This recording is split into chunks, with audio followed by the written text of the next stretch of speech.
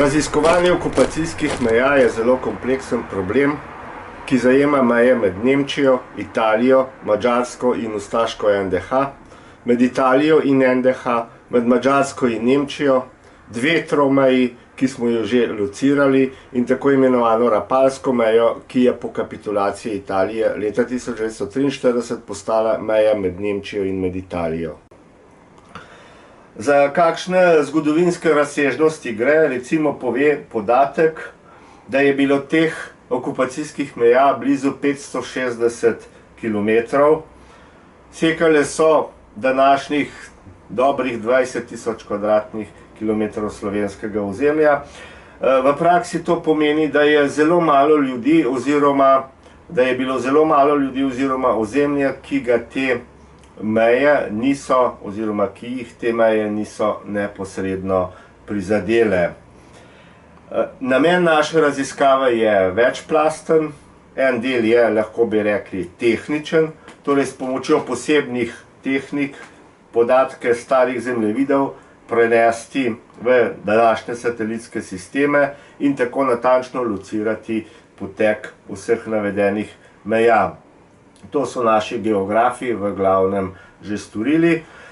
Potem odkriti ostanke meja na terenu, kjer si pomagamo s tako imenovano LIDAR tehniko, ki jo uporabljajo geografi, in potem postopoma, korak za korakom, raziskujemo in evidentiramo ostanke bunkerjev, stražnih stolpov, žičnih ovir, sem in tja tudi ostankov minskih polj in podobno.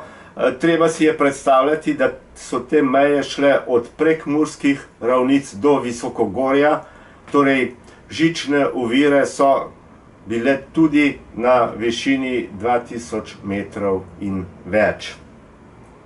S pomočjo arhivskih gradiv iz domačih in tujih arhivov in potem s pomočjo intervjujev na terenu, ki jim dajemo zelo velik pomen, skušamo čim bolj živopisno dokumentirati življenje v tistem času in težave, ki so jih ljudje imeli. Življenje ob teh mejah je bilo seveda še posebej težko, saj so jih ljudje, čeprav so bile zaprte ali zelo težko prehodne ob redkih mejnih prehodih, morali prehajati zaradi preživetja, zaradi stikov s sorodniki, zaradi verskih potreb. V nemški okupacijski coni recimo verski obredi, torej maše in drugi, niso bili dovoljeni in mnogi ljudje so tvegali življenje in ga tudi izgubili, da so lahko šli recimo k maši v italijansko okupacijsko cono.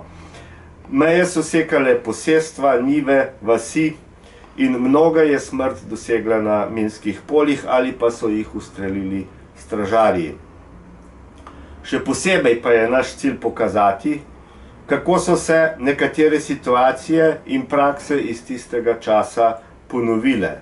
Ožičenje meje, zapiranje prehodov, oteževanje prehajanja meje in še vrsta stvari grozljivo spominjajo na tiste čase. Torej je vprašanje meja in njihovega prehajanja še vedno eno ključnih vprašanj v Evropski uniji, še zlasti pa na Balkanu oziroma tako imenovanem Zahodnem Balkanu, kjer ostajajo mnoge meje nerešene in lahko vsak trenutek eskalirajo tudi v oborožene spopade.